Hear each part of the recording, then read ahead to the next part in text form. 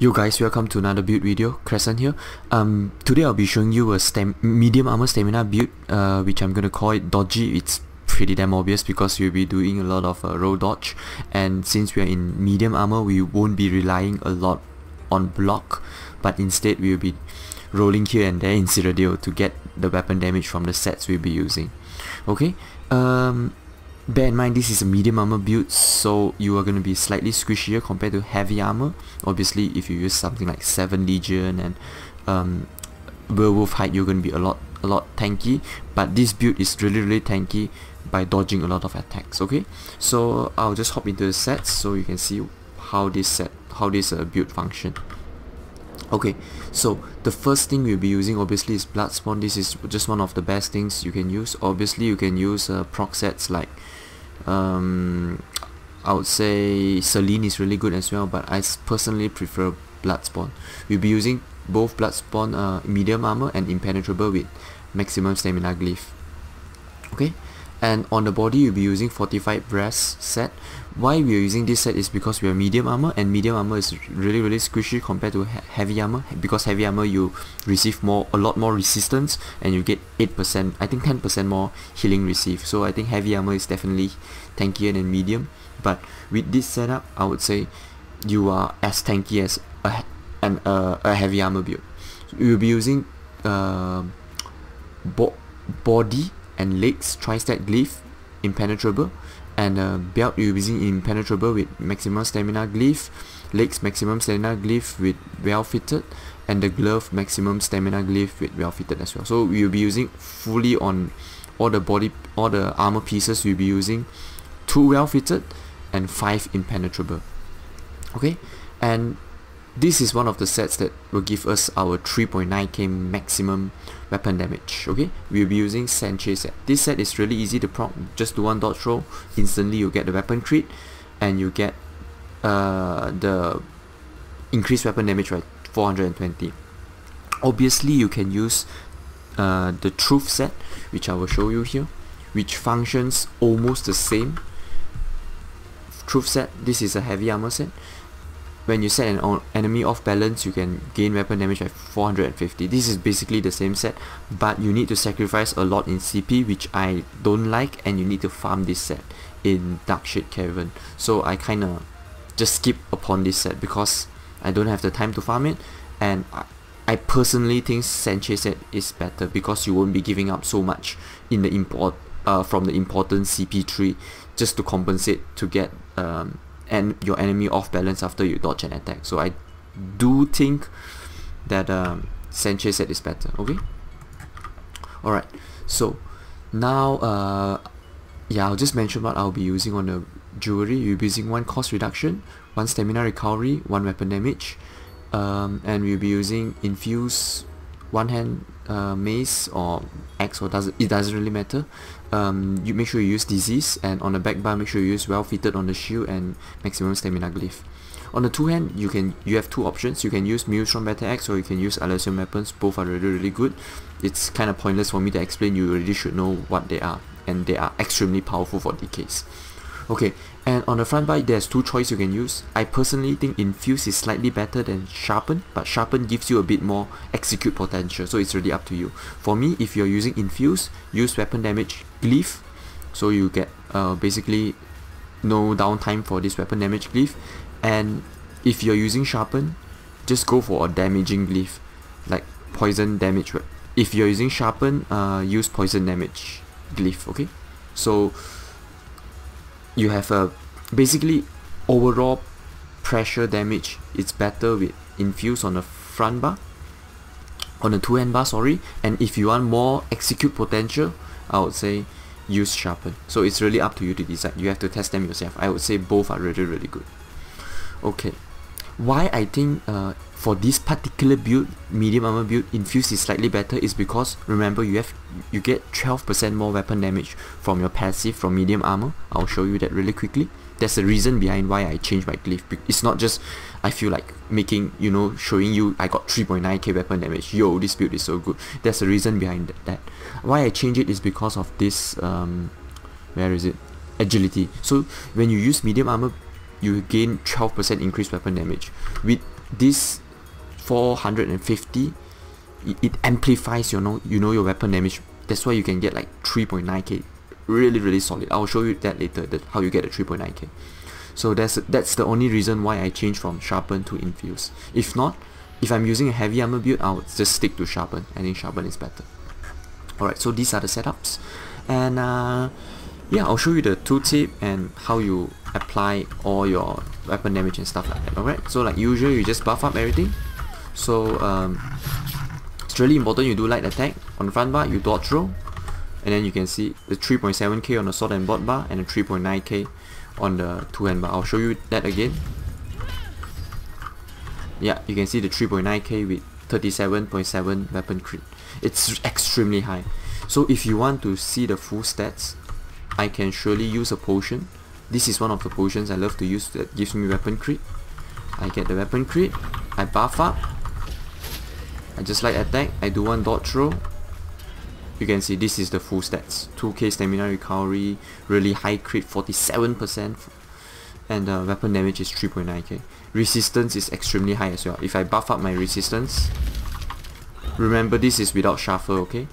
This is with shuffle, this build. So you get 42.9% physical resistance. That is crazy. 47.9%, basically almost at cap spell resistance. That is crazy as well. So everything on this build is just really nice. Just the physical penetration is a bit low, but we compensate that with really high weapon damage and really high crit as well, obviously. Okay, so that's about it for the stat sheet. I will show you, forget to mention the potions are really important for this build. Okay, so I will start with the drinks first. We will be using Dubious Cameron Throne because we are medium armor build, so we kind of rely on recovery. So I think this drink is the best. And we are not a vampire. You can be, yeah, werewolf, doesn't really matter. We are using the Warrior's Mundus Stone. Like I mentioned just now, we are medium armor build. You want to pump that weapon damage up really high. Okay, and yeah, so I think that's for the Mundus, the drinks and the potions. We won't be using any poisons for this build, just remember that. And the potions, there are a few. Obviously, this is one of my favorite while fighting really tanky targets. I use this to get, or when I just go in a big push into a lot of enemies, I'll use this potion. Immune to knockback, gain crit, and restore stamina. And another potion just to run away from Zergs, and overall just really good potion is the speed, immune to knockback, and stamina recovery potion. This is a really good potion as well. Obviously, invincible potion is really good as well, just to get away from Zergs. And this is one of the potions that is really powerful in non-CP. Lingering health potion. Obviously, with major mending and stuff like that, it will restore for you up to about, I think, 1.3k health per second. In no CP, this potion is really powerful.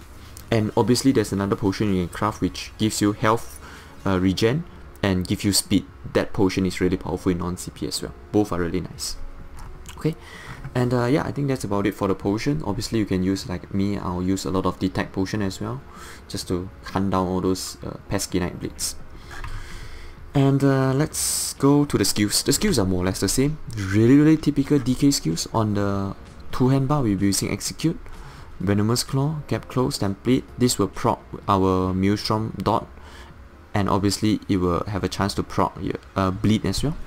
And Volatile Armor, your buff, Rally, your big kill, and Take Flight, your overall damaging Execute.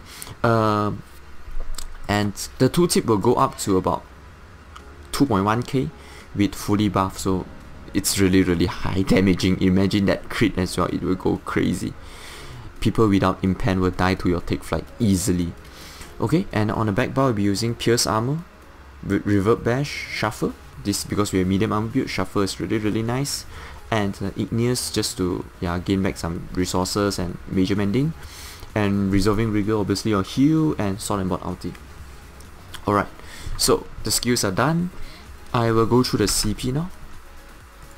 In this CP tree, I'll explain why I'm not using the Truth set, okay? But for now, I'll just go through I'll start with the Steed tree first, okay? The orange one. Ironclad 72, really important. 13 to resistance. I could put more into this because I have more well fitted, but 13 is good enough in my opinion. 28 into thick skin, 49 hardy, 43 elemental defender, 19 into quick recovery, 6 into expert defender. Okay, and on the tower 3 you'll be using 7 Siphoner, 51 Warlord, 11 Bashing Focus, 56 Mooncalf.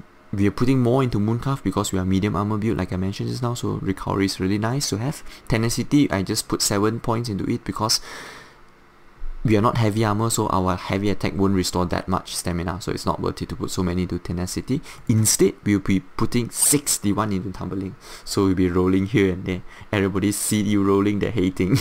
So tumbling is really important, and just a good 37 points into Shadow Ward. This both trees was skill really good, so I highly suggest you put this amount into both of them. Okay, Bless 19, and yeah, so if you're using a Truth Armor, you need to get 120 points into this tree, the Astronaut tree, which you need to invest 30 more points into all these trees, which I don't think is good, because at 72 points, Master at Arms was skilled really badly, and Physical Weapon Expert is just about heavy and light attacks, which is decent, but it's not prioritized, I would say, for all of the builds. You don't want to put so many points into just relying on heavy and light attacks, unless you are doing a heavy attack build, then that is another story, okay? And Shattering Blows is just going to damage shielded targets a lot more, and I think 13 points and 6% is good enough. So that's the reason why I'm not using Truth. You are sacrificing too much for your CP, your damaging CP, which I dislike. Okay, so what I do is I put 6 into Physical Weapon Expert, I get a 4%, really nice. 6 points, you get 4% more damage, really nice. 13 into Shattering Blows, you get 6% more damage as well for shielded targets, really nice. 72 into Master at Arms, 13 Thermal Church, 51 Precise Strike, 7 Piercing, and 49 Mighty. If you're not using Maelstrom two-hand sword, or two-hand weapons in general, put less into Thermal Church. Maybe you can just go down to like 3% or 2%, it's really up to you. Put more into Piercing. But for me, I have 1, 2, 3 dots, Bleed, the dot from Poison, Poison Claw, Venomous Claw, and obviously the Crit Charge from Maelstrom, so I got 4 dots, that's why I think 6% is going to help that boost up a little bit more. Okay, remember 51 into Precise Strike, this is really important because we will be critting a lot. Okay, that's about it for the CP tree. And yeah, I think I covered almost everything already. Just remember, like I mentioned previously, yeah, I forgot to mention one thing, that I'll be posting a gameplay video for this build really soon after I post the build video. The gameplay video will come next, so you can see how I play this build. There are some really crazy fights, really outnumbered fights. You're gonna enjoy that for sure. And yeah, before I end this video, I'll just like to mention, always like attack on this bar, gain your weapon damage, and then do a dot throw on the back bar. Okay, so let's say you are fighting an opponent, you put all your dots, you buff up yourself, everything. Okay, you just pressure him, and then when you want to go to the execute mode, you do light attack on the front bar, make sure you do dot throw again, and then you go into lead. Make sure you have that full weapon damage. If you have that full weapon damage, the crit is going to be crazy, so just remember that, okay? Yeah, I think that's about it from my side. Make sure you try this build out, it's really awesome. And I'll see you guys in the video. Okay, bye!